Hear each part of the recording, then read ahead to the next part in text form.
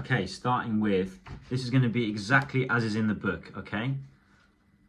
We've got the major scale from G.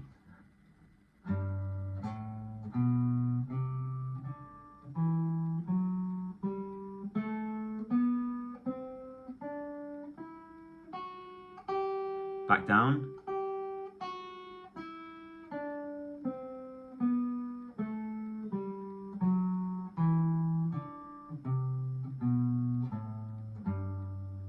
Okay, that's the major scale from G, as written in the book on page 53.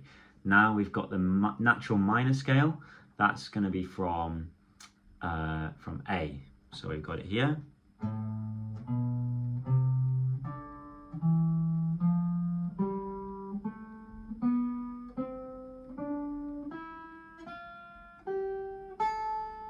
Back down.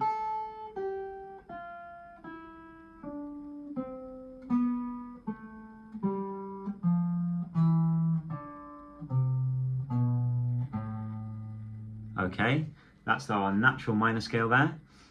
Now we've got the minor pentatonic. This is going to be from B. This is one you should know pretty well by now. So we've got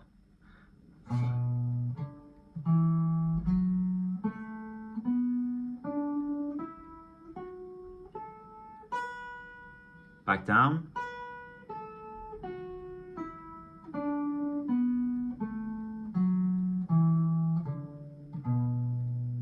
That's the minor pentatonic scale from B. Now we've got the major pentatonic scale, the one we've just been looking at, from A instead of G, just as is in the book.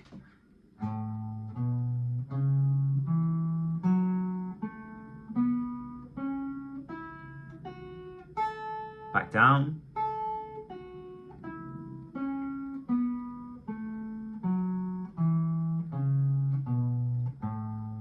That's the major pentatonic scale from A there. Okay, remember all of these scale shapes are the same no matter which note you pick it from, and it's always going to be from either G, A, or B. Okay, now we've got the blues scale, G blues scale. That's going to look like this.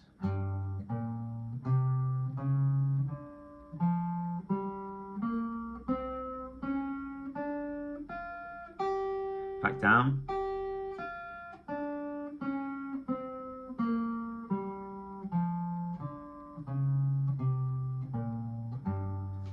That's the G blues scale.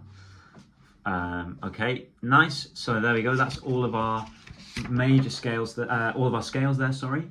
The other thing that we need to be able to do is to play the technical exercise of the arpeggios. So that's going to be your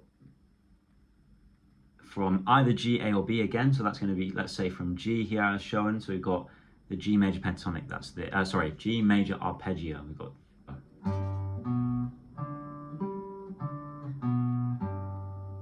Okay. Again, they might ask you to do the major the arpeggio from either the G, the A, or the B. Okay, it could be major or it could be minor. So here's the minor B minor arpeggio.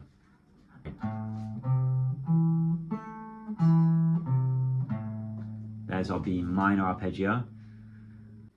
Now we're onto our chords. So that's going to be now is exactly as it's written. Okay, so you don't need to learn it from different places. It's always just going to be as is written here. So you need to be able to play them like this. We've got G, then we've got A minor, then we've got E minor, then we've got B minor,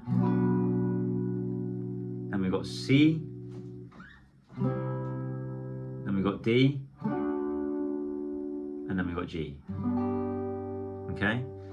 You need to play them as I just played them, like that, okay? Then we've got the dominant seventh chords.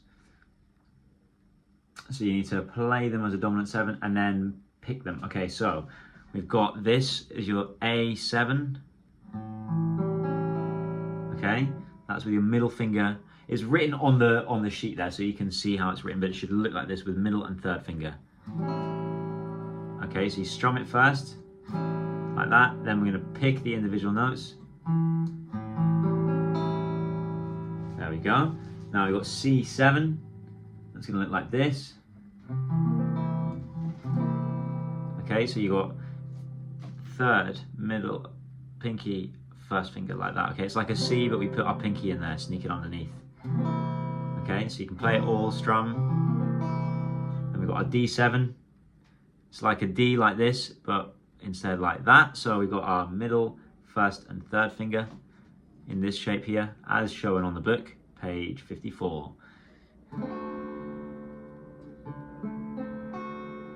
And then we've got E7. Okay, like that. It's like an E, but we just take off the third finger. Okay, nice. There we go.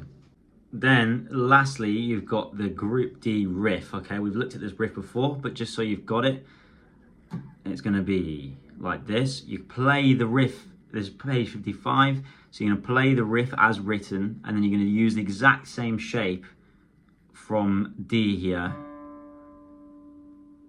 And then you're going to go back to A minor, and you're going to go back to D again, okay? All right, so it should look like this.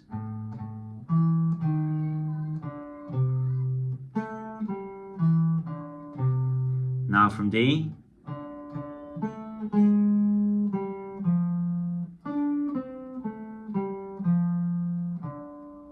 Again back to A.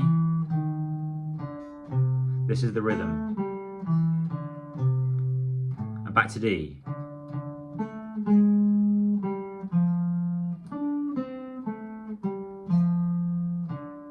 Okay, and that's it.